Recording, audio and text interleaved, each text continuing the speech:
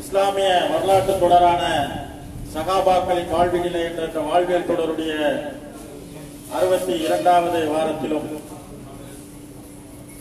ரசூலுல்லாஹி ஸல்லல்லாஹு அலைஹி வஸல்லம் அவருடைய மனைவியும் மூமின்களுடைய தாயுமாகிய அன்னை சஃபியா ரலியல்லாஹு அன்ஹா அவருடைய வரலாற்றுடைய 2வது வாரத்திலும் நாம் எல்லாம் ஒன்று கூடியிருக்கிறோம்.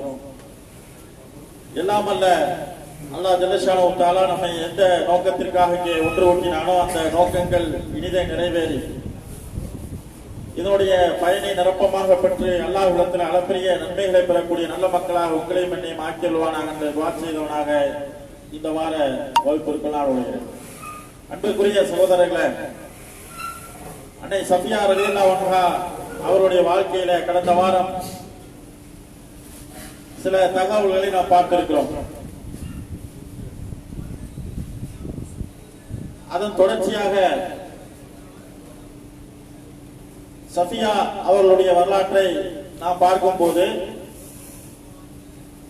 அன்னை சஃபியா ரலியல்லாஹு அன்ஹா அவர்களும் அன்னை ஆயிஷா ரலியல்லாஹு அன்ஹா அவர்களும் இருவருமே தோழியர்கள், இருவரும் ஒரே அணியாக இருப்பார்கள் என்ற செய்தியெல்லாம் கடந்த வாரம் நம்ம சொல்லி இருக்கிறோம்.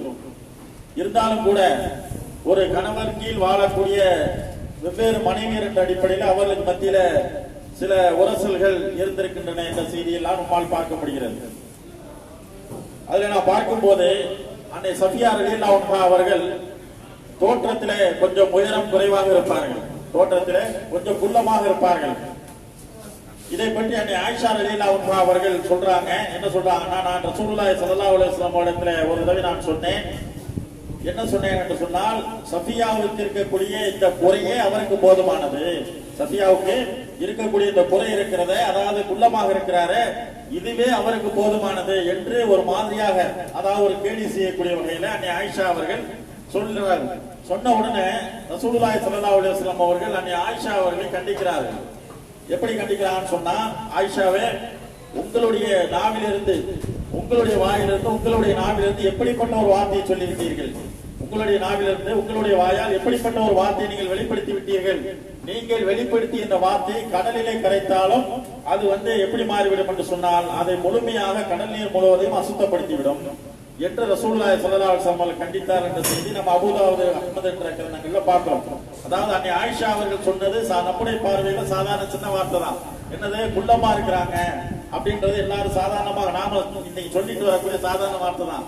ஆனால் இந்த வார்த்தை, ஒருவருடைய தோற்றத்தை வைத்து நாம் சொல்லக்கூடிய இந்த வார்த்தை என்பது எவ்வளவு பாரதூரமானது. அதைத்தான் ரசூலுல்லாஹி ஸல்லல்லாஹு அலைஹி வஸல்லம் சொல்றாங்க. சொன்ன உடனே அன்னை ஆயிஷா அவர்கள் சொல்றாங்க, அல்லாஹ்வுடைய தூதர் அவர்களே, நான் அவர்களை தவறா சொல்லலையே, அவர்கள் தோற்றம் எப்படி இருக்கிற அதைத்தான் நான் குறிப்பிட்டேன் அப்படின்னு சொன்னாலும் ரசூலுல்லாஹி ஸல்லல்லாஹு அலைஹி வஸல்லம் சொல்றாங்க, இன்னென்ன செல்வங்களை எனக்கு அள்ளி கொடுத்தாலும் கூட, இன்னென்ன செல்வங்களை எனக்கு அள்ளி கொடுத்தாலும் கூட நான் இப்படிப்பட்ட ஒரு வார்த்தை சொல்ல மாட்டேன் என்று ரசூலுல்லாஹி சொல்றாங்க. அப்போ ஒருவருடைய தோற்றம் என்பது பெற்றோர்கள் தீர்மானிக்கக்கூடியதல்ல. ஒரு பெற்றோருக்கு நாம் பிள்ளையாக பிறந்தாலும் நாம் எப்படிப்பட்ட தோற்றத்தில் இருக்க வேண்டும் என்று யார் தீர்மானிக்கிறான் சொன்னால், இறைவன் தீர்மானிக்கிறான். இறைவன் தன்னுடைய திருமறை குர்ஆனிலே சொல்லி காட்டும் போது, அல்லாஹ் தான் நாடிய வடிவிலே உங்களை படைக்கிறான். ஒவ்வொரு மனிதனை நீங்க பார்த்தீங்கன்னா எல்லாருமே ஆதம் ஹவ்வா என்று சொல்லக்கூடிய, ஆதாம் ஏவாள் என்று சொல்லக்கூடிய ஒரு பெற்றோருக்கு பிறந்த மக்கள் தான் நம்ம எல்லாரும். ஆனாலும் நம்முடைய நிறத்தாலும் சரி, தோற்றத்தாலும் சரி, நம்முடைய உடற்பாட்சியாலும் சரி, பேசக்கூடிய மொழியாக இருந்தாலும் சரி, இப்படி அனைத்துமே வெவ்வேறு பரந்தப்பட்டு மாறுபட்டு இருக்கு என்று சொன்னால், இது காரணம் என்னன்னு சொன்னா, இதில் மனிதன் படைக்கப்பட்ட விதத்தில் இறைவனுடைய அத்தாட்சி இருக்கிறது. மனிதன் படைக்கப்பட்ட விதத்துல இறைவனுடைய அத்தாட்சி இருக்கிறது. அப்ப இறைவன் தான் விரும்பியவாறு மனிதனை தோற்றத்தில் படைக்கிறான். அப்படி இருக்கும் போது இறைவன் படைத்த ஒரு தோற்றத்தை கேலி செய்யக்கூடிய வகையில நாம் என்ன செய்யக்கூடாது, ஒரு வார்த்தை பயன்படுத்தக்கூடாது. அன்னை ஆயிஷா அவர்கள் சாதாரணமாக சஃபியா குள்ளமானவங்க சொன்னதை ரசூலுல்லாஹி ஸல்லல்லாஹு அலைஹி வஸல்லம் இந்த அளவுக்கு கண்டிச்சிருக்கான்னு சொன்னா, நாம் இன்னைக்கு எப்படி இருக்கிறோம், ஒருத்தர் கொஞ்சம் குட்டையா இருந்தா இந்த மாதிரி உலக்கு ஒண்ணு வருது பாருப்போம், குட்டையா இருந்தா உலக்கு ஒண்ணு வருது பாருப்போம், கொஞ்சம் உயரமா இருந்தா இந்த நெடுமாடு ஒண்ணு வருது, பனைமரம் ஒண்ணு வருது, ஒட்டகம் ஒண்ணு வருது, அப்படி ஒட்டக சிரிக்கி வருது. இப்படி அவங்களுடைய உயரத்தை வெற்றி சொல்லுவது. அதே போன்று ஒருத்தர் கருப்பா இருந்தா இந்த மாதிரி அப்படியே சூரிய மாதிரி பிரகாசமா வர்றா பாருங்க, அப்படியே கருப்பா இருந்தா அதை கேள்வி பண்ணக்கூடிய அளவுல ஆப்போசிட்டா சொல்றது. கருப்பா இருந்தா இந்த மாதிரி சூரியன் பிரகாசமா வந்துகிட்டு இருக்கு அப்படிங்கிறது. அதே மாதிரி சில பேர் என்ன சொல்லுவாங்க, கண்ணங்கரேன்னு ஒரு அண்டங்காக்கா வந்து இருக்கு அப்படிங்கிறது. இப்படி வந்துட்டு ஒரு மனிதன் குள்ளமாக இருந்தாலும் விமர்சனம் ஆகுது, உயரமா இருந்தாலும் விமர்சனம் ஆகுது. அது போன்று அவனுடைய நிறம் சிவப்பா இருந்தாலும் சரி, கருப்பாக இருந்தாலும் சரி, ஒவ்வொன்றையும் அவன் என்ன செய்யக்கூடிய வகையில் நீ கேலி செய்யக்கூடிய வகையில இருக்கணும் சொன்னா, இந்த தோற்றத்தை வைத்து கேலி செய்யக்கூடியதை வந்து மார்க்கம் வன்மையாக கண்டிக்கிறது. அல்லாஹ் வந்து தன்னுடைய அருமறை குர்ஆனிலே சொல்லி காட்டுறான், நீ பூமிக்குள்ள நீங்கள் ஆணாக இருந்தாலும் பெண்ணாக இருந்தாலும் நீங்கள் ஒருவருக்கு ஒருவர் கேலி செய்யாதீர்கள். ஏன்னு சொன்னா உங்களை விட அவர்கள் சிறந்தவர்களா இருக்கலாம். நம்முடைய பார்வையில வந்து குள்ளமா உள்ள ஒருத்தரை பார்த்தா நமக்கு சீப்பா தெரியலாம். ஆனா அறிவிலே மற்ற விஷயங்கள் அல்லாஹ் என்ன செஞ்சிருக்கலாம், அவருக்கு வேற ஒரு ஞானத்தை கொடுத்திருக்கலாம், வேறு சில திறமையில கொடுத்திருக்கலாம். அப்ப என்ன செய்யக்கூடாதுன்னா, ஒருவரை பார்த்து நம்ம கேலி செய்யக்கூடிய வகையில் அவருடைய தோற்றத்தை வைத்து, அவருடைய நிறத்தை வைத்து, அவருடைய மற்ற உடல் கூறுகளை வைத்து என்ன செய்யக்கூடாது, கேலி செய்யக்கூடாது. அப்படி கேலி செய்தால் அதுதான் மார்க்கத்தில் வன்மையா கண்டிக்கத்தக்கது. அந்த அடிப்படையில் தான் ரசூல் ஸல்லல்லாஹு அலைஹி வஸல்லம் அவர்கள் ஒரே ஒரு சின்ன குள்ளம் என்ற ஒரு வார்த்தை கடல் நீரிலே கலந்தால் கூட கடல் நீரை அசுத்தமாக்கிவிடும் என்று கண்டிக்கிறார் என்று சொன்னால், இந்த விஷயத்தை நாம் என்ன செய்யணும், தெளிவாக கவனமாக இருக்க வேண்டும் என்பது முதலாவது பாடமாக அவருடைய இந்த சம்பவத்திலிருந்து நாம் அறிந்து கொள்கிறோம். அன்பிற்குரியவர்களே, அதற்கு அடுத்தபடியாக அன்னை ஆயிஷா ரலியல்லாஹு அன்ஹா, அன்னை சஃபியா ரலியல்லாஹு அன்ஹா, ஆயிஷா ரலியல்லாஹு அன்ஹா அவருக்கு மத்தியில எப்படியான ஒரு உறவு இருந்தது என்று சொன்னால், அதாவது ரசூலுல்லாஹி ஸல்லல்லாஹு அலைஹி வஸல்லம் அவர்கள் அன்னை ஆயிஷா ரலியல்லாஹு அன்ஹா அவருடைய வீட்டில் தங்கி இருக்கிறாங்க. ஆயிஷா அம்மாவுடைய நாளில் அவருடைய வீட்டில் தங்கி இருக்கும் போது அன்னை சஃபியா அவர்கள் இயல்பாகவே சிறப்பாக நல்ல சுவையாக சமைக்கக்கூடியவர்களாக இருந்தாங்க. அன்னை சஃபியா அவர்கள் சுவையாக சமைக்கக்கூடிய நல்ல ஒரு திறமை மிக்கவர்களாக இருந்தார்கள். அப்ப அன்னை ஆயிஷா அவருடைய வீட்டில் ரசூலுல்லாஹி ஸல்லல்லாஹு அலைஹி வஸல்லம் இருக்கும் போது சஃபியா அவர்கள் என்ன செய்யறாங்கன்னா, உணவு சமைத்து அதை வந்து தன்னுடைய பணிப்பெண் மூலமாக ஆயிஷா அவருடைய வீட்டில் இருக்கக்கூடிய ரசூலுல்லாஹி ஸல்லல்லாஹு அலைஹி வஸல்லம் அவர்கள் கொடுத்து வர்றாங்க. சஃபியா அவர்கள் உணவு தயாரித்து ரசூலுல்லாஹி ஸல்லல்லாஹு அலைஹி வஸல்லம் ஆயிஷா அம்மா வீட்டில் இருக்கிறாங்க. அந்த வீட்டிற்கு தன்னுடைய பணிப்பெண் மூலமாக தான் தயாரித்த உணவை அல்லாஹ்வுடைய தூதர் கொடுக்குமாறு என்ன செய்யறாங்க, அனுப்பி வைக்கிறாங்க. அப்ப அனுப்பி வச்ச உடனே அங்கே அன்னை ஆயிஷா ரலியல்லாஹு அன்ஹா என்ன செய்யறாங்க சொன்னா, அவர்கள் வந்து ரோசப்படுறாங்க. அவங்க வந்து ரோசப்பட்டு என்ன செய்யறாங்கன்னா, அந்த உணவை அந்த தட்டை வந்து அப்படியே தட்டி விடுறாங்க. அந்த தட்டு கீழே விழுந்து உடைஞ்சு போய் உணவு வீணாகி விடுகிறது. அப்ப ரசூலுல்லாஹி ஸல்லல்லாஹு அலைஹி வஸல்லம் பொறுமையா என்ன செய்யறாங்க சொன்னா, அவர்கள் அந்த உடைந்து போன தட்டுக்களை எல்லாம் பொறுக்கிறாங்க. அது மாதிரி உணவுகளையும் சேகரிக்கிறாங்க. சேகரிச்ச பின்னாடி அன்னை ஆயிஷா அவர் கேட்கிறாங்க, என்ன சொல்றாங்கன்னா, அல்லாஹ்வுடைய தூதர் அவர்கள் நான் செய்த அந்த செயலுக்கான பரிகாரம் என்ன அப்படின்னு கேட்ட உடனே, பரிகாரம்லாம் ஒண்ணும் இல்லை, நீங்க ரோசப்பட்டீங்க, அதாவது இன்னொரு மனைவி கொடுத்து விட்ட சாப்பாடு நீங்க சாப்பிடறதான்ற ஒரு உரிமையை நீங்க செஞ்சுட்டீங்க. இதற்கான பரிகாரம் நல்ல தட்டை அவங்களை திருப்பி கொடுத்து விடுங்க, அதனால வீட்டுல உள்ள நல்ல தட்டை கொடுங்கன்னு சொல்லி ரசூல் ஸல்லல்லாஹு அலைஹி வஸல்லம் வாங்கி அந்த பணிப்பெண் இடத்துல திருப்பி கொடுத்து விடுறாங்க. அப்படி சொல்லும் போது என்ன சொல்றாங்கன்னா, ரசூல் ஸல்லல்லாஹு அலைஹி வஸல்லம் சொல்றாங்க, ஒண்ணும் இல்ல, உங்க தாய் வந்து கொஞ்சம் வந்து என்னச்சிட்டாங்க, ரோசப்பட்டாங்க, வேற ஒன்றும் கிடையாது. பணிப்பெண் சொல்றாங்க, இந்த மாதிரி தட்டி விட்டு உடைச்சாங்களே, இது ஒரு பெரிய விஷயம் கிடையாது, உங்களுடைய தாய் கொஞ்சம் ரோசப்பட்டுட்டாங்க, உணர்ச்சிப்பட்டாங்க, அவ்வளவுதான் விஷயம் அப்படின்னு சொல்லிவிட்டு அல்லாஹ்வுடைய தூதர் நல்ல உடையாத ஒரு தட்டை அந்த பணிப்பெண்ணிடம் கொடுத்து விட்டாங்க அப்படின்றத பார்க்கிறோம். இதுல வந்து இரண்டு விஷயங்களை பார்க்கிறோம். அதாவது ஆயிஷா அம்மா அவர்கள் மற்றொரு மனைவி கொடுத்து விட்ட உணவை தட்டி விட்டது நம்ம மேலோட்டம் பார்க்கும்போது தவறா தெரியலாம். இது தன்னுடைய கணவருக்கு அந்த மனைவி கொடுத்து விட்டாங்கன்னா இது ஏன் தட்டி விடணும் அப்படின்ற மாதிரி நம்ம நினைக்கலாம். மேலோட்டம் பார்க்கும்போது இது ஒரு தவறு மாதிரி தெரியலாம். ஆனா யதார்த்தத்தை நாம் விளக்கிறோம் என்று சொன்னால், ஒரு மனைவியும் மற்றொரு மனைவியும் தன்னுடைய கணவரிடத்துல அன்பை பெறுவதில் உள்ள போட்டி இருக்கு பாருங்க. ஒரு மனைவியுடைய வீட்டில் இருக்கும் போது இன்னொரு மனைவியிடமிருந்து எது வந்தாலும் இந்த மனைவி ரோசம் வரும், இந்த மனைவிக்கு ரோசம் வரும். ஏன்னா நீங்க அந்த வீட்டுக்கு போகும்போது என்ன செஞ்சுக்கிறோம், என் வீட்டுல இருக்கும்போது அந்த பொண்டாட்டி இருந்து சாப்பாடு வரணுமா, என் வீட்டுல இருக்கும்போது அந்த பொண்டாட்டி இருந்து இது வரணுமா, அது வரணுமா அப்படின்னு சொல்லிட்டு ஒரு ரோஷம் வரும் இல்லையா. அந்த ரோஷத்தின் வெளிப்பாடு தானே தவிர மற்றபடி வேற எந்த ஒரு காரணமும் இல்லை என்பதை நம்ம என்ன செய்யணும், விளங்கிக் கொள்ளணும். ஏன்னு சொன்னா ஆயிஷா அம்மாவை பத்தி தப்பா நினைச்சிடக்கூடாது. இது வந்து அவர் ரசூல் ஸல்லல்லாஹு அலைஹி வஸல்லம் மீது கொண்ட அன்பின் காரணமாக ரோஷப்பட்டு நடந்த விஷயம். அதே போன்று இந்த செய்தியை பார்த்தோன்னே இப்ப நம்முடைய மனைவி என்ன செய்றாங்க, இந்த மாதிரி தட்டை உடைச்சான், இந்த மாதிரி அதாவது உணவு இருக்கக்கூடிய உணவு கொண்டு வந்த தட்டை உடைத்து விட்டால், கோவப்பட்டு தட்டி விட்டு அதை உடைஞ்சிட்டா நாம என்ன செய்வோம், உடனே மனைவிக்கு ஒரு அரவு அதில் 12 தனியா போயிடும். உடனே நாம என்ன செய்வோம், எப்படி உனக்கு அவ்வளவு திமுறா, உனக்கு அவ்வளவு கோபம் இருந்தா, உனக்கு இப்படி வந்து சாப்பாடை தட்டி விட்டு தட்டை உடைச்சிருக்கேன்னு சொல்லிட்டு நாம என்ன செய்வோம், மனைவி அறையில அவங்க 12 தனியா கண்டு போய் விழுந்துரும். இது வந்து நம்ம இயல்பா சாதாரண மனிதர்கள் செய்யக்கூடிய விஷயம். ஆனா ரசூலுல்லாஹி ஸல்லல்லாஹு அலைஹி வஸல்லம் அப்பவும் பொறுமையாக கோபப்படாமல் என்ன செய்யறாங்கன்னா, அவர்களை உடைந்த தட்டை பொறுப்புகிறார்கள், அதை அவர்களே சுத்தம் செய்கிறார்கள். என்ன காரணம் சொன்ன, ஒரு மனைவிக்கு ஏற்படக்கூடிய இயல்பான உணர்வு இது. ஒரு மனைவியுடைய மனதை புரிந்தவர்களால் தான் இப்படி செயல்பட முடியும். ஒரு மனைவி எதுக்காக செஞ்சாங்கன்னு பார்க்கணும், செஞ்ச செயலை பார்க்க கூடாது. எந்த ஒரு விஷயத்திலுமே ஒரு மனைவி செய்யறாங்கன்னு சொன்னா அதை நாம் என்ன செய்யக்கூடாது, எடுத்தோன்னு அவர் செய்த செயலை பார்க்க கூடாது. என்ன காரணத்திற்காக, என்ன ரீசனுக்காக அதை செஞ்சாங்க அப்படின்னு அந்த இயல்பான உள்ளுக்குள்ள உள்ள அந்த உணர்வை புரிந்து கொண்டால் நாம் என்ன செய்ய மாட்டோம், மனைவி மீது கோபப்பட மாட்டோம். அல்லாஹ்வுடைய தூதர்கள் அந்த நேரத்தில் பொறுமையாக இருந்திருக்கிறார்கள். இது மாதிரியான ஒரு பொறுமை நம்மிடத்துல வரணும். மனைவி ஒரு சின்ன காரியத்தை செஞ்சுட்டாங்கன்னு சொன்னா, ஒரு சின்ன தவறை செஞ்சுட்டாங்கன்னு சொன்னா உடனே நாம் இணைஞ்சிடக்கூடாது. மனைவி மீது கோபப்பட்டு அவரை அடிப்பது, அவரை திட்டுவது, இந்த மாதிரியான விஷயங்களை செய்யக்கூடாது. அந்த இடத்தில் கணவன் மனைவி மத்தியில் ஒரு பொறுமை, ஒரு அட்ஜஸ்ட்மெண்ட், ஒரு புரிந்துணர்வு வேண்டும் என்பதை இந்த செய்தியின் மூலமாக நாம் என்ன செய்யறோம், அறிந்து கொள்கிறோம். இந்த செய்தி வந்து புகாரில் 5225வது இலக்கமாக நாம் பார்க்கிறோம். அன்பிற்குரியவர்களே, இது போன்ற அன்னை சஃபியா அவர்கள் தன்னுடைய கணவர் மற்றொரு மனைவியுடைய வீட்டில் இருந்தாலும் தான் சமைத்த உணவை தன்னுடைய கணவர் புசிக்க வேண்டும் என்று ஆசைப்பட்டு அதற்காக கொடுத்து விடக்கூடிய அளவிற்கு தன்னுடைய கணவர் மீது நேசம் கொண்டவர்களாக இருந்தார்கள் என்பதை இந்த செய்தியின் மூலமாக நாம் அறிந்து கொள்கிறோம். அன்பிற்குரியவர்களே, அதே போன்று அன்னை சஃபியா ரலியல்லாஹு அன்ஹா அவர்களுக்கும் ரசூலுல்லாஹி ஸல்லல்லாஹு அலைஹி வஸல்லம் அவர்களுக்கு மத்தியில ஒரு நேரத்தில் ஒரு மனக்கசப்பு. அதாவது ஒரு கணவர் தன்னுடைய மனைவி தன்னை எப்படி அணுகுகிறார், நம் மீது மனைவி எப்படி என்ன மனநிலையில் இருக்கிறார் என்பதை ஒரு கணவர் புரிந்து கொள்ள வேண்டும். அதே போன்று ஒரு மனைவி தன்னுடைய கணவர் நம் மீது என்ன அடிப்படையில என்ன ஒரு நினைப்புல இருக்கிறாங்க, நம்ம மேல திருப்தியா இருக்கிறாங்களா அல்ல கோபமா இருக்காங்களா என்பதை ஒரு கணவன் மனைவியும் புரிந்து கொள்ள வேண்டும். அதுதான் தாம்பத்தியத்துடைய இல்லறத்துடைய மிக முக்கியமான அம்சம். இந்த கணவன் மனைவிக்கு மத்தியில் இந்த புரிந்துணர்வு இருக்கு பாருங்க. கணவன் நம்ம மேல கோபமா இருக்காரா சந்தோஷமா இருக்காரா என்பதை கணவன் மனைவி புரிந்து கொள்ள வேண்டும். அதே போன்று மனைவி நம்ம மீது கோபமா இருக்காங்களா சந்தோஷமா இருக்காங்களா என்பதை கணவன் புரிந்து கொள்ள வேண்டும். இந்த புரிந்துணர்வு வந்து விட்டால் விவாகரத்துக்கு வேலை கிடையாது. இந்த புரிந்துணர்வு மட்டும் கணவன் மனைவி மத்தியில வந்துவிடும் என்று சொன்னால் விவாகரத்துக்கு வேலையே கிடையாது. இந்த குடும்ப நல வழக்கு கோர்ட்டுகளெல்லாம் வழக்குகள் தேக்கி கிடக்கிறது. போய் பார்த்தீங்கன்னா ஒண்ணுமே இருக்க உப்பு சப்பல விஷயங்கள் தான் என்ன போயிருப்பாங்க, போய் வழக்கு கொடுத்துருப்பாங்க விவாகரத்து வேணும் கொஞ்சம் தூக்கி வைக்க. அப்ப அந்த மாதிரி வந்து பாக்குறோம்னு சொன்னா அந்த புரிந்துணர்வுலாம் போனதான் காரணம். அப்ப என்னன்னு சொன்னா அந்த அன்னை ஆயிஷா அன்னை சஃபியா அவர்கள் மீது ரசூலுல்லாஹி ஸல்லல்லாஹு அலைஹி வஸல்லம் ஒரு முறையில் அதிருப்தியா இருக்கிறாங்க.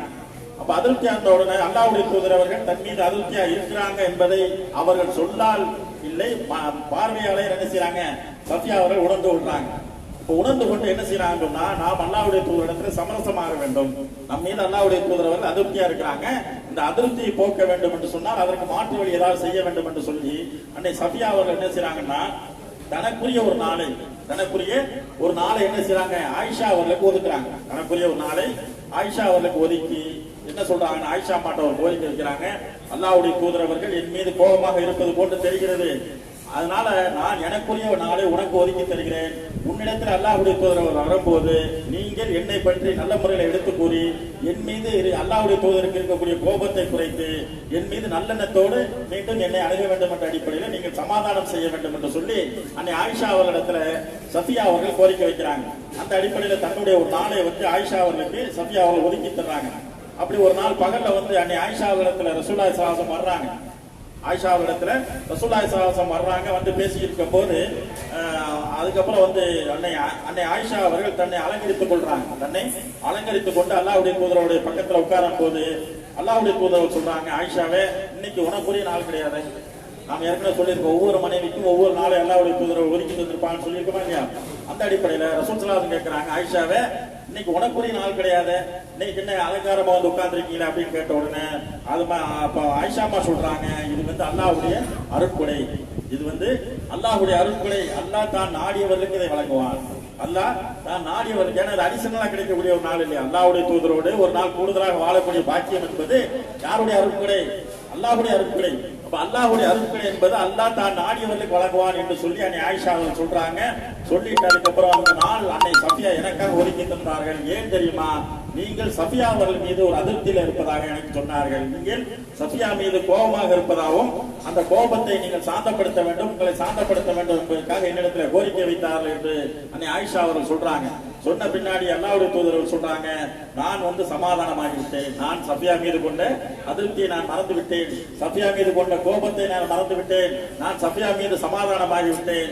அதே போன்று சஃபியாவை அல்லாஹ்வும் மன்னிக்கட்டும், நான் வந்து சஃபியாவை மன்னிச்சிட்டேன், அதே மாதிரி அல்லாஹ்வும் சஃபியாவை மன்னிக்கட்டும் அப்படின்னு சொல்லிவிட்டு ரசூலுல்லாஹி ஸல்லல்லாஹு அலைஹி வஸல்லம் சொன்னார் என்ற செய்தியை அஹ்மத் என்ற கிரந்தத்தில் 23499வது இலக்கத்தில் பார்க்கிறோம். அன்பிற்குரியவர்களே, இதுல வந்து நீங்கள் பார்க்கும் போது எதுக்காண்டு சொல்றோம் சொன்னா, அல்லாஹ்வுடைய தூதர் அவர்கள் சஃபியா அவர்கள் மீது அதிருப்தியில இருக்கிறாங்க அப்படின்ற தெரிந்து கொண்ட அன்னை அவர்கள் அல்லாஹ்வுடைய தூதரிடத்தில் நேரடியாக தான் சமாதானம் ஆக முயற்சிப்பது ஒரு வகை. ஒரு மனைவி தன்னுடைய கணவனுடைய அந்த கோபத்தை பார்த்து தான் நேரடியாக சமாதானமாக ஆகுவது என்பது ஒரு வகை.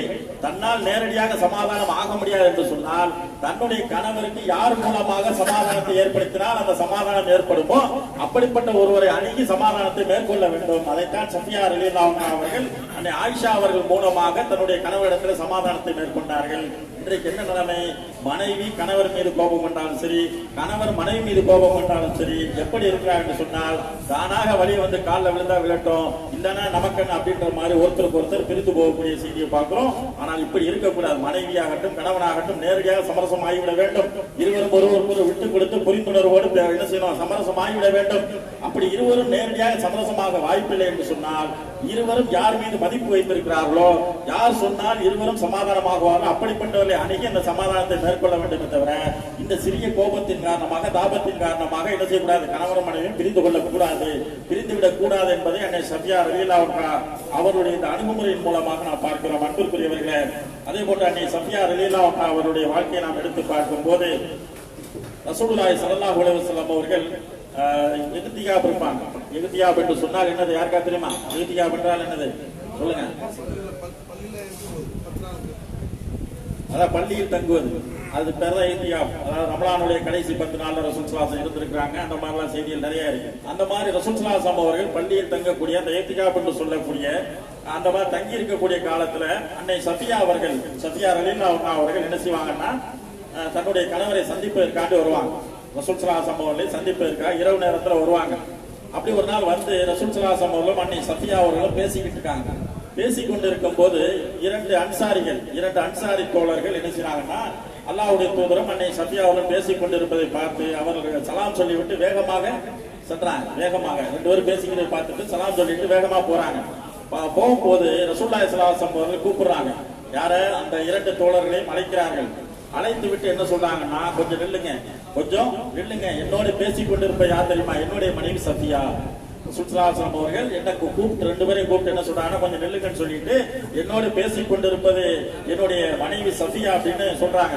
சொன்ன உடனே அந்த அன்சாரி தோழர்கள் சொல்றாங்க, அல்லாஹ்வுடைய தூதரவர்களே, சுப்ஹானல்லாஹ், அல்லாஹ் பாதுகாக்கணும், அல்லாஹ் பரிசுத்தமானவன், என்ன நாங்க உங்களையா சந்தேகப்படுவோம் அப்படின்னு அந்த அன்சாரிகள் என்ன செய்யறாங்கன்னு சொன்னா ஒரு ஆதங்கத்தோடு சொல்றாங்க. சொன்ன உடனே ரசூல் ஸல்லல்லாஹு அலைஹி வஸல்லம் சொல்றாங்க, என்ன சொல்றாங்கன்னு சொன்னா, ஷைத்தான் ஆதமுடைய மகனுடைய ரத்த நாளங்களில் எல்லாம் ஓடிக்கொண்டிருக்கிறான். ஷைத்தான் என்ன செய்யறான்னு சொன்னா ஆதமுடைய மகனுடைய ரத்த நாளங்களில் எல்லாம் ஓடிக்கொண்டிருக்கிறான். அவன் உங்களுடைய உள்ளங்களிலே தீய எண்ணங்களை போட்டு விடுவானோ என்று நான் அஞ்சுகிறேன் அப்படின்னு சொல்லிட்டு நான் ரசூல் ஸல்லல்லாஹு அலைஹி வஸல்லம் விளக்கம் சொல்றாங்க. இந்த செய்தி வந்து பல இடங்கள்ல வருது. குறிப்பாக முஸ்லிம் என்ற கிரந்தத்துல 4387வது இலக்கத்துல பார்க்கலாம். இதுல வந்து இரண்டு விஷயங்களை பார்க்கணும். ஒன்று, ரசூல் ஸல்லல்லாஹு அலைஹி வஸல்லம் அன்னை சஃபியா அவர்கள் பேசிக் கொண்டு இருந்தது இது மாதிரி வெளிச்சமா இருக்கக்கூடிய நிலைமை. அன்றைக்கான இரவு எப்படி யார் பேசிக்கிட்டு இருக்காங்கன்னு தெரியாது. இந்த மாதிரியான வெளிச்சமான இரவுலாம் கிடையாது. சரியா? அப்ப யார் பேசிக்கிட்டு இருக்காங்கன்னு தெரிஞ்சுக்க அல்லாஹ்வுடைய தூதர் நல்லா தெரியுது. அதனால சலாம் சொல்லிட்டு அந்த அன்சாரி வேகமா போறாங்க. இருந்தாலும் அல்லாஹ்வுடைய தூதரோடு ஒருவர் பேசிக் கொண்டு இருக்கிறார் என்பது அந்த நேரத்தில் வராது. பின்னாடி கொஞ்சம் நேரம் செய்தா போடுவான். யார்கிட்ட பேசி இந்த மாதிரி இருந்துச்சு அப்படின்னு ஒரு சின்ன ஒரு தூவல் என்ன செய்வான், சைத்தான் போடுவோம். அதுக்கு வழி கொடுக்காமல் அல்லாஹ்வுடைய தூதர் என்ன செய்றாங்க, அப்பவே என்ன கூப்பிட்டு தெளிவுபடுத்திடுறாங்க. இந்த விஷயத்தை நம்ம பார்க்கணும். இன்னைக்கு சில பேர் நம்ம என்ன நினைக்கிறோம் சொன்னா, நான் தெளிவா இருக்கிறேன், என் மனச்சாட்சி நான் கரெக்டா இருக்கிறேன், நான் வந்து வெளிப்படையா இருக்கிறேன், என்னுடைய வாழ்க்கை என்பது திறந்த புத்தகம் மாதிரி நான் தெளிவா இருக்கிறேன், யாரு மத்தவங்க என்னை பத்தி என்ன நினைச்சாலும் சரி எனக்கு கவலை இல்லை அப்படின்ற மாதிரி நாம மற்றவங்களை பத்தி கவலைப்பட கிடையாது. மற்றவங்க நம்மளை பத்தி என்ன நினைச்சாலும் கவலைப்பட கிடையாது. ஆனால் என்ன செய்யணும் சொன்னா அதிலும் நாம் கவனம் செலுத்த வேண்டும். மற்றவங்க நம்மளை பத்தி என்ன நினைக்கிறாங்க கவனம் செலுத்தணும். என்னன்னு சொன்னா ஒரு ஆணும் ஒரு பெண்ணும் பேசிக் கொண்டிருந்தாலே அதை பார்க்கும் போது அந்த நேரத்துல ஒண்ணும் தோணாது. இப்ப நானும் ஒரு பெண்ணு பேசிக்கிறேன், உதாரணத்துக்கு சொல்றேன், இப்படி வெளியிட்டு பேசிக்கும் போது என்னை அறிந்த ரெண்டு பேர் கடந்து போறாங்க வைங்க. ஃபர்ஸ்ட் போகும்போது அஸ்ஸலாமு அலைக்கும் போயிடுவாங்க. கொஞ்ச நேரம் கழிச்சு இந்த பாய் யார்ட்டையும் பேசிக்கிட்டாரு, இவர் குடும்பம் கிடையாது, யார்கிட்ட பேசிக்கிட்டாரு அப்படின்னு கொஞ்ச நேரம் கழிச்சு ஒரு பிட்ட ஒரு சைத்தான் அப்படியே டக்குன்னு கொஞ்சம் போடுவான். அப்புறம் கொஞ்ச நேரம் கழிச்சு என்ன நடக்குன்னு சொன்னா யாரையாவது சந்திப்பாங்கல்ல, இந்த ரெண்டு பேரும் போய் வேற இன்னும் ரெண்டு பேரும் சந்திப்பாங்க. சந்திக்கும் போது என்ன அவர் வந்து யார்கிட்ட பேசிக்கிற மாதிரி இருந்துச்சு, யாரோ ஒரு பெண்ணோட பேசிக்கிற மாதிரி இருந்துச்சு அப்படின்னு சொல்லி போட்டோம்னா அப்படியே கொஞ்சம் கொஞ்சமா விரிவடைந்து அப்படி இருக்குமா இப்படி இருக்கும் அப்படின்னு சொல்லிட்டு வந்துடும். அப்ப என்னன்னு சொன்னா நம்மை நாமே தெளிவுபடுத்திக் கொள்ள வேண்டும். மற்றவர்கள் என்ன நினைக்கிறார் என்பதை கண்ணிவெளி என்று போறதை விட, கவனிக்காமல் போறதை விட நம்முடைய நிலையை நாம் தெளிவுபடுத்த வேண்டிய கடமை இருக்கிறது என்பதை இந்த செய்தியின் மூலமாக புரிந்து கொள்கிறோம். அந்த அளவுக்கு வந்து ஷைத்தான் மனிதனுடைய ரத்த நாளங்களில் தான் ஓடிக்கொண்டிருக்கிறான். யாரை தவிர அல்லாஹ்வுடைய தூதருடைய ரத்த நாளங்களில் யார் ஓடிக்கொண்டிருக்கார்? நீங்க இல்ல, நான் இல்ல. அல்லாஹ்வுடைய தூதருடைய ரத்த நாளங்களிலும் ஷைத்தான் செய்வான், ஓடுவான். ஆனாலும் அல்லாஹ் அவர்களுக்கு அருளின் காரணமாக ஷைத்தானை அல்லாஹ்வுடைய தூதர் மிகைத்து விடுவார். ஷைத்தான் வந்து அவரிடத்தை வெற்றி பெற முடியாது. ஆனா நம்மள்ட்ட ஈஸியா வெற்றி பெறுவான். நம்மள்ட்ட வந்து ஈஸியாக வெற்றி பெறுவான். அல்லாஹ்வுடைய தூதருக்கு வெற்றி பெற முடியாது. அதான் வித்தியாசம். அப்ப அந்த அளவுக்கு வந்து இந்த மாதிரியான சந்தேக உணர்வு எல்லாருக்கும் இருக்கும். அந்த சந்தேகத்தை போக்கக்கூடிய வகையில் நம்முடைய வாழ்க்கையை அமைத்துக் கொள்ள வேண்டும் என்பதையும் இந்த செய்தியின் மூலமாக நாம் அறிந்து கொள்கிறோம். அதே போன்று அன்னை சஃபியா ரலியல்லாஹு அவருடைய வாழ்க்கையில அவர்கள் மூலமாக ஒரு சட்டம் நமக்கு சலுகையாக கிடைத்தது என்று சொன்னால், கட்சி செய்யறோம் இல்லையா, இந்த கட்சி செய்யும் போது எல்லா கட்சியுடைய கிரியெல்லாம் முடித்து கடைசி நாள் இருக்கிற தவாபுல் விதா என்று சொல்லக்கூடிய விடைபெறக்கூடிய தவாப் என்று சொல்வார். கடைசி நாள் ஊருக்கு கிளம்புறதுக்கு முன்னாடி என்ன செய்வாங்க, கடைசியாக தவாப் செய்வாங்க. சரியா, அது பேர் தவாபுல் விதா என்று சொல்வார், விடைபெறக்கூடிய தவாப். அந்த தவாபை பொறுத்த வரைக்கும் அதுக்கு என்ன தீர்வு? அப்படியான ஒரு காலகட்டத்தில் விடைபெறக்கூடிய அந்த நாளில தவாப் செய்வதற்கு முன்பாக ஒரு பெண்ணுக்கு மாதவிடாய் ஏற்பட்டுவிட்டால் என்ன செய்வது என்பதற்கான சட்டம் எங்கிருந்து கிடைக்கிறதுன்னு சொன்னா, அது அன்னை சஃபியா அவருடைய வாழ்க்கையின் மூலமாகத்தான் நமக்கு கிடைக்கிறது.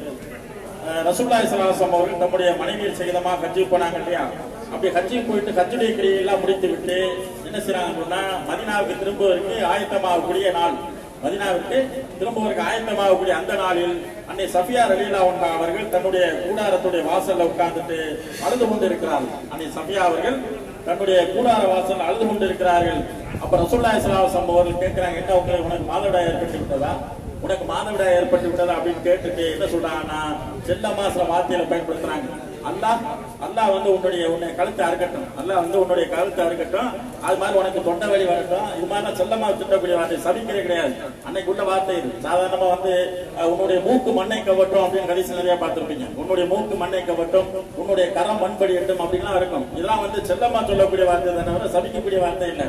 அப்ப இந்த மாதிரி சஃபியா அவர்கள் மாதவிடாயில இருக்கிறாங்கன்னு தெரிஞ்ச உடனே ரசூலுல்லாஹி ஸல்லல்லாஹு அலைஹி வஸல்லம் சொல்றாங்க, அல்லாஹ் வந்து உன்னை அறுக்கட்டும், உனக்கு வந்து தொண்டை வலி வரட்டும் அப்படின்ற மாதிரியான சில செல்லமான சிலையான வார்த்தையை சொல்லிட்டு அடுத்து வந்து கேட்கிறாங்க, நீங்க வந்து துல்ஹஜ்ஜுடைய 10வது நாள் நஹருடைய நாள்ல நீங்க தவா பண்ணீங்களா அப்படின்னு சஃபியா அவரிடத்துல கேட்கிறாங்க. நஹருடைய நாள்ல தவா பண்ணீங்களா அப்படின்னு கேட்ட உடனே ஆமா செஞ்சுட்டேன் அப்படின்னு சொன்ன உடனே, அப்படின்னா நீங்க என்ன செய்ய வேண்டாம், கிளம்புங்க, இப்போதைக்கு இந்த தவாப் அவசியம் இல்லை. அதாவது விடைபெறக்கூடிய, அதாவது தவாபுல் வதா என்று சொல்லக்கூடிய இந்த விடைபெறக்கூடிய தவாப் செய்யணும் கட்டாயம் கிடையாது. மாதவிடாய் ஏற்பட்ட ஒரு பெண் என்ன செய்ய வேண்டிய, இந்த விடைபெறக்கூடிய நாளில் அந்த தவாபை செய்ய வேண்டிய அவசியம் இல்லை, நீங்க கிளம்புங்கன்னு சொல்லிட்டாங்க. அப்ப இந்த சட்டம் எங்கிருந்து கிடைக்கிறது சொன்னால், அதாவது ஹஜ்ஜுக்கு செல்லக்கூடிய ஒரு பெண் நஹருடைய நாள்ல 10வது நாள்ல தவாப் செய்து விட்டார்கள். ஆனால் விடைபெறக்கூடிய அந்த தவாப் செய்வதற்கு முன்னால் மாதவிடாய் ஏற்பட்டு விட்டால் அந்த பெண் என்ன செய்ய வேண்டிய, தவாப் செய்யாமல் அந்த ஹஜ்ஜை நிறைவு செய்து விட்டு கிளம்பலாம் என்ற சட்டம் அன்னை சஃபியா அவர்கள் மூலமாக அவர்கள் சம்பந்தப்பட்ட இந்த விஷயத்தின் மூலமாக அல்லாஹ் நமக்கு தருகிறார் என்பதை நாம் என்ன செய்றோம், புரிந்து கொள்கிறோம். இந்த செய்தி வந்து புகாரில் 5329வது இலக்கத்தில் நாம் பார்க்கிறோம். அன்புக்குரியவர்களே, அன்னை சஃபியா ரலியல்லாஹு அன்ஹா அவர்களை பொறுத்த வரைக்கும் மற்ற மனைவியர் எப்படி அல்லாஹ்வுடைய தூதர் மீது நேசம் கொண்டார்களோ, பாசம் கொண்டார்களோ, அளவுடன் அன்பு வைத்திருந்தார்களோ, அதே போன்று அன்னை சஃபியா அவர்களும் ரசூலுல்லாஹி ஸல்லல்லாஹு அலைஹி வஸல்லம் அதிகமாக நேசித்தார்கள். எந்த அளவுக்கு என்று சொன்னால், அதாவது ரசூலுல்லாஹி ஸல்லல்லாஹு அலைஹி வஸல்லம் அவர்கள் மரண நோய்வாய்ப்பட்டிருந்த நேரம், கடைசி காலகட்டம், மரணப்படுக்கையில் இருக்கக்கூடிய காலகட்டம். அந்த நேரத்தில் அல்லாஹ்வுடைய தூதர் அவர்களே சொல்றாங்க, நான் 2 மடங்கு வேதனை உணர்கிறேன் என்று சொல்றாங்க. நாம நினைச்சுக்கிட்டு இருக்கோம் மரண நேரம் என்பது சாதாரணமா படுத்தா, நைட்டு படுத்தாப்பா திடீர்னு மண்டையை போட்டான், நைட்டு படுத்தாப்பா மௌத்தாயிட்டான், நல்ல மௌத்து அப்படிங்கிறது, தொழுகும் போது தொழுதுந்தாப்பா மௌத்தாயிட்டான், நல்ல மௌத்து அப்படிங்கிறது. சரியா, ஆனா அந்த உயிரை கைப்பற்றும் போது என்ன நிலைமை, என்ன எப்படிப்பட்ட வேதனை உணர்ந்திருப்பாருன்னு நமக்கு தெரியாது. வெளியில பார்க்கும்போது படுத்தாப்பா மௌத்தாயிட்டான், தூங்கினாப்பா எதிர்க்கமா மௌத்தா கிடக்கலாம், இப்படி வந்துட்டு நம்முடைய பார்வையில சாதாரண மௌத்தா தெரியுது. ஆனால் அந்த உயிரை கைப்பற்றக்கூடிய அந்த நேரத்தில் எவ்வளவு வேதனைகள் இருக்கும் என்பது அந்த மௌத்தை அந்த உணரக்கூடியவருக்கு மட்டும்தான் தெரியும். அப்போ வந்து ரசூல் ஸல்லல்லாஹு அலைஹி வஸல்லம் அவர்களே சொல்றாங்க, நான் வந்து இந்த நேரத்துல இந்த நோய்வாய்ப்பட்டிருக்கக்கூடிய இந்த நேரத்துல நான் 2 மடங்கு வேதனையை உணர்கிறேன். அல்லாஹ்வுடைய நோய்வாய்ப்பட்டிருக்கக்கூடிய அந்த நேரத்துல நான் 2 மடங்கு வேதனையை உணர்கிறேன். அன்னை ஃபாத்திமா அவர்கள் வர்றாங்க, அல்லாஹ்வுடைய தூதரவர்களே, என்னுடைய அருமை தந்தையே, உங்களுக்கா இப்படி ஒரு வேதனை அப்படின்னு சொல்றாங்க. கேட்கிறாங்க அப்படின்னு சொன்னா ரசூல் ஸல்லல்லாஹு சொல்றாங்க, உன்னுடைய தந்தைக்கு நாளை முதல் எந்த வேதனையும் இருக்காது. உன்னுடைய தந்தைக்கு இதான் கடைசி வேதனை, நாளை முதல் உன்னுடைய தந்தைக்கு எந்த வேதனையும் இருக்காது அப்படின்னு ரசூல் ஸல்லல்லாஹு சொல்றாங்க. காரணம் இறந்து போறாங்க. அப்ப அப்படியான ஒரு வேதனையான ஒரு காலகட்டத்தில் அல்லாஹ்வுடைய தூதர் இருக்கும்போது மனைவியர் எல்லாம் சூழ இருக்கிறாங்க, எல்லா மனைவியரும் இருக்கிறாங்க. அப்படி இருக்கும்போது அன்னை சஃபியா ரலியல்லாஹு அன்ஹா அவர்கள் ஒரு வார்த்தையை சொல்கிறார்கள், இந்த அல்லாஹ்வுடைய தூதருக்கு ஏற்பட்டு இருக்கக்கூடிய இந்த வேதனை இருக்கிறது, அல்லாஹ்வுடைய தூதருக்கு ஏற்பட்டிருக்கக்கூடிய இந்த வேதனை அல்லாஹ் என் பக்கம் திருப்புவான் என்று சொன்னாங்க. அல்லாஹ்வுடைய தூதருக்கு ஏற்பட்டிருக்கக்கூடிய இந்த மரண வேதனையை அல்லாஹ் என் பக்கம் திருப்புவான் என்று சொன்னால் நான் அதை மனப்பூர்வமாக ஏற்றுக்கொள்வேன் அப்படின்னு யார் சொல்றா? அன்னை சஃபியா ரலியல்லாஹு அன்ஹா சொல்றாங்க. அப்ப சொன்ன உடனே மற்ற மனைவியர் எல்லாம் அப்படியே கூடி பேசுறாங்க. இதெல்லாம் பேசுறது தானே நம்ம பெருசா இவங்கதான் வந்து அல்லாஹ்வுடைய தூதர் மேல பாசம் வச்சிருக்க மாதிரி பெண்கள் பேசுறாங்க. புரிஞ்சுக்கிறாங்க, சயின்ஸ்ல கிடையாது, அதுக்காக இருக்கான்னு கேட்கறாங்க, புரிஞ்சுக்கிறாங்கன்னு சொல்றேன் அப்படின்ற மாதிரி இந்த மற்ற மனைவியர் கூடி பேசுறாங்க. என்னமா சஃபியா இப்படி சொல்றாங்க, நம்ம இவங்கதான் பாசம் வச்சிருக்க மாதிரி அப்படின்ற மாதிரி ஏதோ ஒன்று சொன்ன உடனே ரசூலுல்லாஹி ஸல்லல்லாஹு அலைஹி வஸல்லம் சொல்றாங்க, சஃபியா வந்து வெறும் வார்த்தையா சொல்லல, சஃபியா வந்து வெறும் வார்த்தைக்காண்டி சொல்லல, அவர் உண்மையாகவே உணர்ந்துதான் சொல்கிறார் என்று சொல்லி அந்த நேரத்தில் அல்லாஹ்வுடைய தூதர் அவர்கள் அன்னை சஃபியா அவர்களுக்கு சர்டிபிகேட் தர்றாங்க என்றதை பார்க்கிறோம். அப்ப தன்னுடைய கணவர் தன்னுடைய கண் முன்னால் கஷ்டப்படுவதை, வேதனைப்படுவதை, நோவினைக்கு உள்ளாவதை பார்த்து ஒரு மனைவி இறங்குகிறார் என்று சொன்னால் அந்த இரக்கம் இருக்கிறத இது எல்லாருக்கும் சாதாரணமா வந்துடாது. இன்னைக்கு உள்ள சில மனைவி எல்லாம் பார்த்தோம்னா கேட உனக்கு என்ன உனக்கு வந்தா எனக்கு என்ன அப்படின்ற மாதிரி இருக்கிற மனைவி எல்லாம் இருக்கிறாங்க. அது உண்மையான பாசம் உள்ள ஒரு மனைவியால் மட்டுமே தன்னுடைய கணவருடைய துன்பம் தனக்கு வரட்டுமே, தன்னுடைய கணவர் ரிலீஃப் ஆகட்டும் அப்படின்னு ஆசைப்படுவாங்க. அப்படிப்பட்ட ஒரு ஆசைப்படக்கூடிய ஒரு நல்ல ஒரு மனைவியாக அன்னை சஃபியா அவர்கள் திகழ்ந்திருக்கிறார் என்ற செய்தி நாம் பார்க்கிறோம். அன்பிற்குரியவர்களே, இப்படியாக அன்னை சஃபியா அவர்கள் ரசூலுல்லாஹி ஸல்லல்லாஹு அலைஹி வஸல்லம் அவர் வாழ்ந்த காலம் வரை இவ்வாறான ஒரு நல்ல ஒரு பண்பான வாழ்க்கை, அன்பான வாழ்க்கை, ஒரு நிரப்பமான வாழ்க்கையை வாழ்ந்திருக்கிறார்கள். அது மாதிரி அல்லாஹ்வுடைய தூதருடைய மரணத்திற்கு பின்னால் உமர் ரலியல்லாஹுடைய ஆட்சி காலத்துல ஒரு சம்பவம் நடக்குது.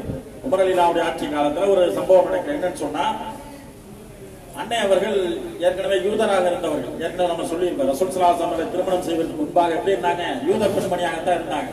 அந்த யூதர்களுக்கு சிறந்த நாள் எது? யூதர்களுக்கு சிறந்த நாள் எது தெரியுமா? சனிக்கிழமை. கிறிஸ்தவர்களுக்கு ஞாயிற்றுக்கிழமை, அந்த நாளுக்கு அவங்க வந்து சிறந்த நாள் வச்சுக்கிடுவாங்க. கிறிஸ்தவர்களுக்கு ஞாயிற்றுக்கிழமை, யூதர்களுக்கு சனிக்கிழமை, முஸ்லிம்களுக்கு வெள்ளிக்கிழமை. முஸ்லிம்களுக்கு வெள்ளிக்கிழமை, அதாவது வாரத்தில் சிறந்த நாள். அந்த மாதிரி வந்துட்டு யூதர்களுக்கு வந்து சனிக்கிழமை. அப்ப வந்து அன்னை சஃபியா அவர்களுடைய அடிமை பெண் இருக்கிறாங்க. சஃபியா அவர்களிடத்தில் இருக்கக்கூடிய அடிமை பெண் பணிப்பெண் என்ன செய்யறாங்கன்னா, உமர் ரலியல்லாஹு இடத்துல வந்து ஒரு குற்றச்சாட்டை, அன்னை அவர்கள் மீது ஒரு குற்றச்சாட்டை வைக்கிறாங்க. என்ன குற்றச்சாட்டு என்று சொன்னால், சஃபியா அவர்கள் சனிக்கிழமையை என்ன செய்யறாங்க? கண்ணியப்படுத்துறாங்க. சஃபியா அவர்கள் சனிக்கிழமையை கண்ணியப்படுத்துறாங்க அப்படின்ற ஒரு குற்றச்சாட்டும். இரண்டாவதாக என்ன குற்றச்சாட்டு என்று சொன்னால், சஃபியா அவர்கள் தன்னுடைய யூத உறவுகளோடு உறவு வைத்திருக்கிறார்கள். சஃபியா அவர்கள் தன்னுடைய யூத உறவுகள் இருக்கிறாங்க. ஏன்னா அவர் யூத பெண்ணா தானே இருந்தாங்க. முதல்ல அப்பா அவங்க சொந்த பந்தங்களா இருப்பாங்க தானே.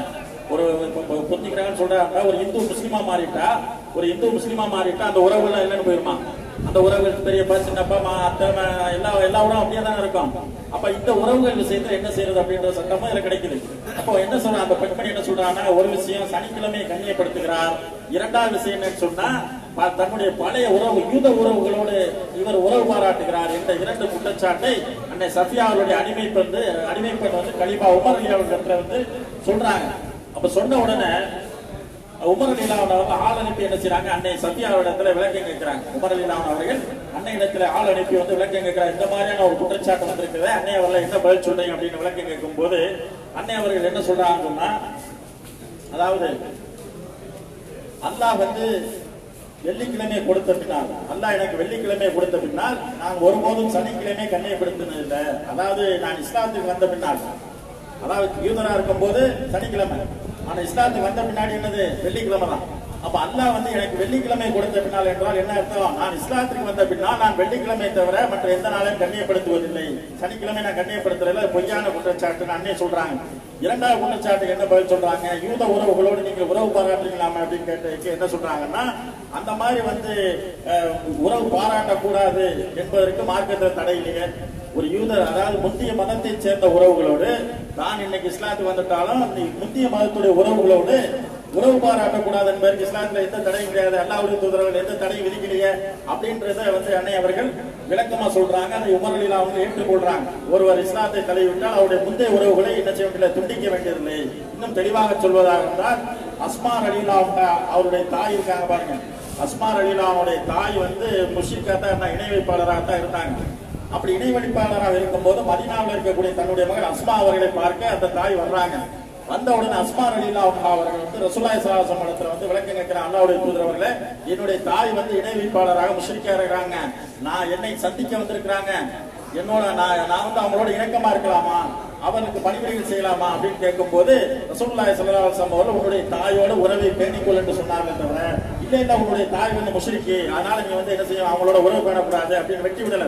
அந்த ரத்த உறவு என்பது எப்போதுமே இருக்கும். மதம் மாறிவிட்டால் என்ன, மனம் மாறிவிடாது. அந்த உறவு என்பது எப்போதும் இருக்கும். அந்த உறவுகளையும் பேண வேண்டும் என்று சொன்னால் இன்றைக்கு முஸ்லிம்களுடைய நிலைமை என்ன தெரியுமா?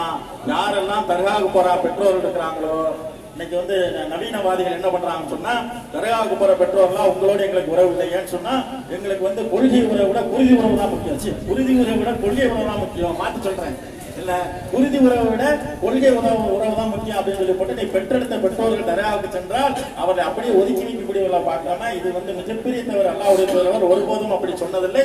அந்த ரத்த உறவு என்பது எப்போதும் இருக்கும், எந்த மதத்தில் இருந்தாலும் தொடரும் என்பதையும் இந்த செய்தியின் மூலமாக நாம் என்ன செய்றோம், உறுதிப்படுத்திக் கொள்கிறோம். அன்புக்குரியவர்களே, அதே போன்று மதத்தில் இருந்தாலும் தொடரும் என்றால் கோயிலுக்கு கூட்டா போயிடக்கூடாது, மற்ற வணக்க வழிபாடு விஷயத்துல உடன்பாடு இருக்கக்கூடாது. தவிர அவர்கள் செய்ய வேண்டிய கடமையில பணிவிடையில மற்ற எல்லா விஷயத்திலும் அவர்களுக்கு செய்யலாம் என்பதையும் கூடுதலாக விளங்கிக்கணும். இது ஒரு விஷயம். அதே போன்று அன்னை சஃபியா அவர்கள் ஏற்கனவே வந்து அதாவது ஒரு பகுதியினுடைய இளவரசியாக இருந்தார்கள் இல்லையா, கைபர் பகுதியுடைய தலைவருடைய மகள் தான் யாரு, சஃபியா அவர்கள். அப்ப அந்த ஆளுமை அவரிடத்துல இருந்து அன்னை சஃபியா அவர்கள் ஒரு மன்னருடைய ஒரு பகுதியுடைய தலைவருடைய மகளாக இருந்ததுனால இயல்பாக அவரிடத்துல என்ன ஆளுமை திறன் இருந்தது. அந்த ஆளுமை திறன் எப்போது வெளிப்படுகிறது என்று சொன்னால், உஸ்மான் ரலியல்லாஹு அவர்கள் கொல்லப்படக்கூடிய காலகட்டம் இல்லையா, உஸ்மான் ரலியல்லாஹு அவர்கள் எதிரிகளால் சுற்றி வளைக்கப்பட்டு, ஹவாரிஜிகளால் கிளர்ச்சியாளர்களால் சுற்றி வளைக்கப்பட்டு அவர் வந்து நிம்மதியான ஒரு நிலையில இருக்கிறாங்க. அந்த நேரத்துல கூட அன்னை சஃபியா ரலியல்லாஹு அவர்கள் எவ்வளவு ஒரு வீரத்தோட இருக்கிறாங்க பாத்தீங்கன்னா, தன்னுடைய கழுதையில ஏறி உட்கார்ந்துக்கிறாங்க. தன்னுடைய கழுதையில ஏறி உட்கார்ந்துட்டு உஸ்மான் ரலியல்லாஹு அவர்களுக்கு உணவும் தண்ணீரும் எடுத்துக்கிட்டு என்ன செய்றாங்க, உஸ்மான் அவருடைய வீட்டை நோக்கி போறாங்க. கிளர்ச்சியாளர்கள் சூழ்ந்திருக்கக்கூடிய நேரம், பெரிய பெரிய நபித்தோழர்கள் என்ன செய்யல, கையர் நிலையில இருக்கக்கூடிய அந்த நேரத்துல அன்னை சஃபியா ரலியல்லாஹு அவர்கள் உள்ளத்தில் இருக்கக்கூடிய ஆளுமை திறனின் காரணமாக, ஒரு வீரத்தின் காரணமாக தன்னுடைய கழுதையில ஏறியவர்களாக உஸ்மான் அவர்களுக்கு உணவும் தண்ணீரும் என்ன செய்யறாங்க, கொண்டு போறாங்க. அப்படி கொண்டு போகும்போது என்ன செய்யறாங்கன்னா, அந்த கிளர்ச்சியாளர்களை சேர்ந்த ஒருத்தர் என்ன செய்யறாங்கன்னா அந்த கழுதையை தாக்குகிறான். அந்த கழுதை அஸ்தர் என்று சொல்லக்கூடிய ஒருத்தன் என்ன செய்யறான், அந்த கழுதையை தாக்குகிறான்.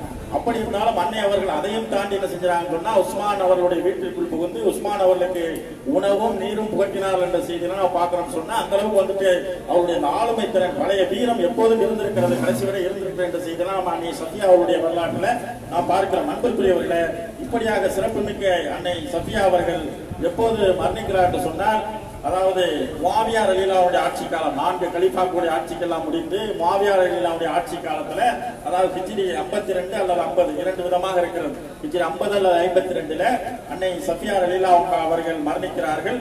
இதுல வந்து அன்னை சஃபியா அவர்களுடைய தனிச்சிறப்பு என்னன்னு சொன்னா, ரசூலுல்லாஹி ஸல்லல்லாஹு அலைஹி வஸல்லம் மனைவியில கடைசியாக மரணித்த மனைவி யாருன்னு சொன்னா அன்னை சஃபியா அவர்கள். ரசூல் ஸல்லல்லாஹு அலைஹி வஸல்லம் மனைவியிலேயே கடைசியாக மரணித்த மனைவி யார் என்று சொன்னால் அது அன்னை சஃபியா அவர்கள் என்ற ஒரு குறிப்பும் இருக்கிறது.